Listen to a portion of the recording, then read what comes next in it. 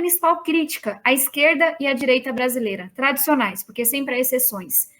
Esse nosso Brasil tão desigual se organizou politicamente para defender sempre interesses organizados, da direita, de grandes grupos financeiros, de grandes empresas. É difícil alguém de direita que, de fato, defende a quebra de monopólio, o livre comércio, que, no meu entendimento, seria bom para o nosso desenvolvimento. Assim como é raro alguém de esquerda que topa enfrentar um sindicato, que topa enfrentar um lobby organizado, quando entende que aquilo é bom para toda a população. Não quer dizer que sempre os grupos organizados tenham pautas negativas. O que eu quero dizer é que quando essas pautas conflitam com o interesse coletivo, quase sempre, esquerda e direita, cada um do seu lado, vai ficar com o interesse organizado, representado por sindicato, ou patronal, associação, ou por sindicato de trabalhadores, que às vezes tem boas pautas, mas nem sempre. Está faltando gente que defende o interesse coletivo. Então, acho que esse é um outro ponto a se colocar. Terceiro ponto. Por que é que eu recebo muito mais crítica de forma muito mais agressiva da esquerda do que da direita? Por que é que tentam colocar essa confusão do meu posicionamento quando, sinceramente, eu acho minha votação tão previsível que chega a ser chato? Porque não tem lobby por trás comprando, porque não tem sindicato, tem os princípios. Não é difícil entender numa matéria com a minha equipe como é que eu vou votar. Por que a direita não se incomoda tanto comigo? Porque ela não disputa a voto comigo. Por que a esquerda se incomoda tanto comigo? Porque ela disputa voto comigo, especialmente em São Paulo.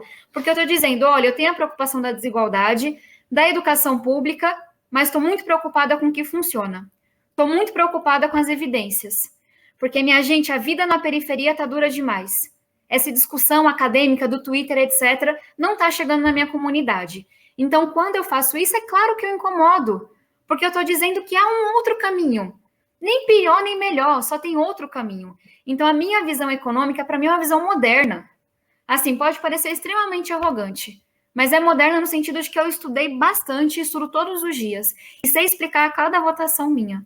Você não pode dizer isso de todo mundo, de muitos parlamentares. E aí, um último comentário sobre a reforma da Previdência, e é engraçado, né, porque o povo vive dizendo que, esse povo tuiteiro, né, que, enfim, se acha dono do mundo, que eu voto contra os trabalhadores.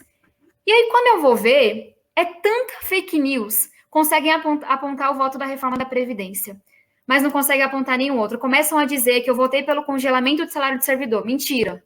E eu consigo mostrar meu voto.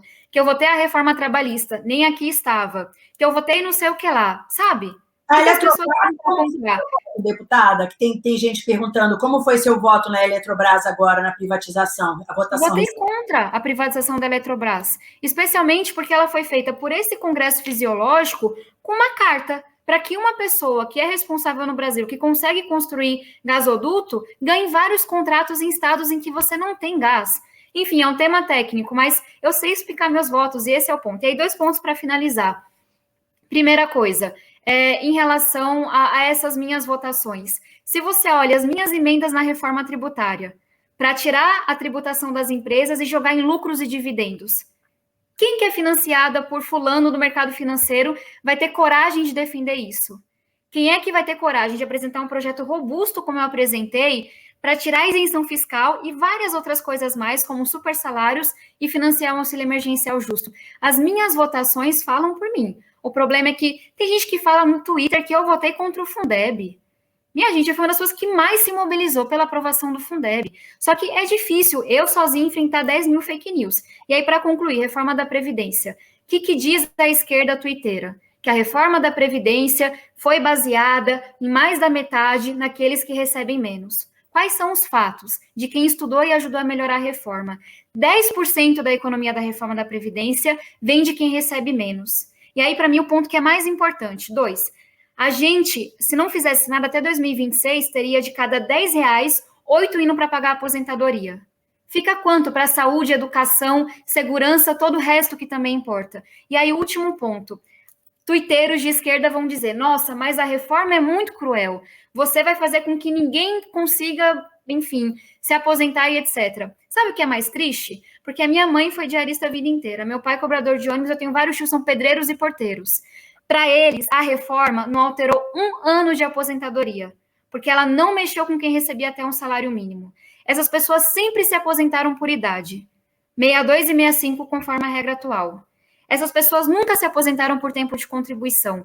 Então, eu entendo que é dura, mas é, no mínimo, desonesto você dizer que essas pessoas que agora vão se aposentar com as mesmas regras da minha família, do meu povo, agora estão em condições injustas.